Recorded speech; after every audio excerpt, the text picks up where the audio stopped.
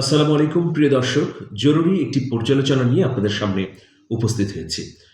আপনারা জানেন যে যকসু নির্বাচন হয়ে গেল। এই নির্বাচনে বাংলাদেশ ইসলামী ছাত্র শিবিরের ভূমিধস বিজয় হয়েছে। অনেক জল্পনা কল্পনা ছিল এই নির্বাচনকে ঘিরে। অনেকে মনে করেছিলেন যে এবার হয়তো আগের মতো ছাত্র শিবির ফলাফল করতে পারবে না।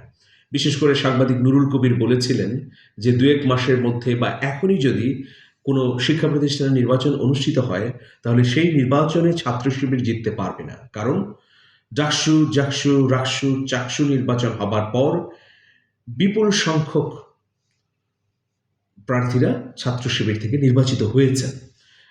এই নির্বাচিত হওয়ার পরে নুরুল কবিরের মতে যে তারা তাদের অবস্থানটি ধরে রাখতে পারেননি। ফলে তিনি যে ধারণা করেছিলেন জাকসু নির্বাচনে শিবিরের ভরাডুবি হবে, কিন্তু সেটা হয়নি। আমরা দেখলাম যে জাকসু নির্বাচনে শিবির ৩টি গুরুত্বপূর্ণ পদ ভিপি, জিএস, এজিএস সহ ১৬টি পদে বিজয়ী হয়েছে।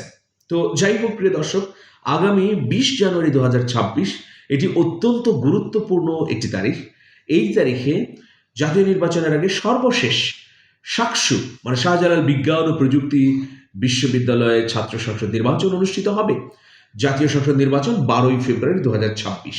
এর আগে সর্বশেষ এই শাকসুর নির্বাচনের দিকে কিন্তু অনেকের নজর রয়েছে, কারণ এটি আসলে ম্যাচ নীতি নির্ধারণ করার মতো একটি নির্বাচন।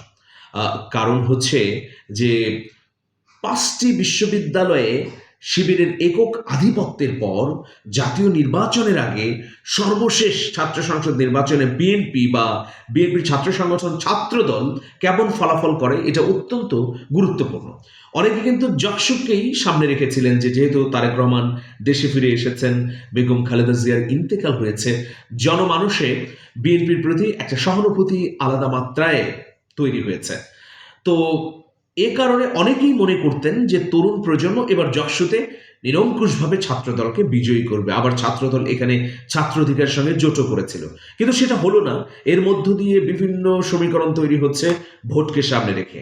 এখন সর্বশেষ ২০ জানুয়ারি ২০২৬ শাহজালাল বিজ্ঞান ও প্রযুক্তি বিশ্ববিদ্যালয়ের ছাত্র সংসদ নির্বাচনে কে বিজয়ী হবে, শিবির না ছাত্রদল, সেটির উপরে আবার অনেক কিছু নির্ভর করছে। অনেকে মনে করেন যদি ছাত্রদল বিজয়ী হয় তাহলে তারা নতুন করে প্রেরণা পাবে, চাঙ্গা হয়ে উঠবে। এর একটা প্রভাব অবশ্যই সারা বাংলাদেশের আসনগুলোতে পড়বে।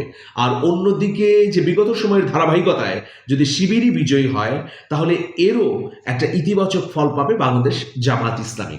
আমরা সব মিলিয়ে শাহজালাল বিজ্ঞান প্রযুক্তি বিশ্ববিদ্যালয়ে ছাত্র শিবির এবং ছাত্রদলের অবস্থানকে যদি চিন্তা করি, তাহলে দেখতে পাচ্ছি যে সেখানেও দুটি সংগঠনের মধ্যেই প্রধান প্রতিদ্বন্দ্বিতা হবে। অন্যান্য সংগঠন হয়তো নির্বাচন করবে, কিন্তু ছাত্রদল, ছাত্র শিবিরের বাইরে আর এমন কোনো সংগঠন নেই যারা প্রতিদ্বন্দ্বিতা গড়তে পারবে। তো সেক্ষেত্রে কি হবে? ছাত্রদল কি পারবে তার এই অচল অবস্থা ভেঙে দিয়ে শাকসুতে পূর্ণ প্যানেলে বা ৩টি গুরুত্বপূর্ণ পদে বিজয়ী হতে বা ভিপি পদে বিজয়ী হতে? এটা এখন আসলে মিলিয়ন ডলারের প্রশ্ন। তবে অনেকেই বলছেন যে ছাত্র সংসদ নির্বাচনের ফলাফল জাতীয় সংসদ নির্বাচনের উপর কোনো প্রভাব ফেলবে না। এখানে কিন্তু আসলে মিশ্র প্রতিক্রিয়া আছে, যে প্রভাব কোনো কোনো ক্ষেত্রে পড়েছে, আবার কোনো কোনো ক্ষেত্রে পড়েনি। যেমন আমরা যদি ১৯৯০-এর কথাই বলি, যে সেই সময় ছাত্র সংসদ নির্বাচনে ঢাকা বিশ্ববিদ্যালয়ে ভিপি হয়েছিলেন আমানুল্লাহ আমান। এরপরেই আমরা দেখলাম যে গণ অভ্যুত্থান হলো এবং বিএনপি ক্ষমতায় এলো। আবার যদি আমরা পেছনের দিকে যাই, অনেকে বলে থাকেন যে মাহমুদুর রহমান মান্না তিনিও তো নির্বাচিত হয়েছিলেন, বা আমাদের ২০১৯ সালে নুরুল হক নূর ভিপি হিসেবে নির্বাচিত হয়েছিলেন। তাদের রাজনৈতিক দলের তো কোনো উত্থান হয়নি। এখানে আমার যেটা মনে হয় যে মাহমুদুর রহমান মান্নার সেই সময় যে রাজনৈতিক দল ছিল সেটার অবস্থান জাতীয়ভাবে খুবই দুর্বল ছিল। একইভাবে যখন নুরুল হক নূর ভিপি নির্বাচিত হয়েছেন, তারপরে তো তিনি রাজনৈতিক দল গঠন করেছেন, কিন্তু সেই দলের কাঠামো, সাংগঠনিক অবস্থা একেবারেই দুর্বল। তো ফলশ্রুতিতে সেই হিসেবটা আসলে অন্যভাবে হয়েছে। আর এখন যেহেতু এই মুহূর্তে বাংলাদেশের বড় দুটি গুরুত্বপূর্ণ রাজনৈতিক দল বিএনপি এবং জামাত, সুতরাং জাতীয় নির্বাচনে এর একটা প্রভাব পড়বে, সেটা ছোট হোক আর বড় হোক।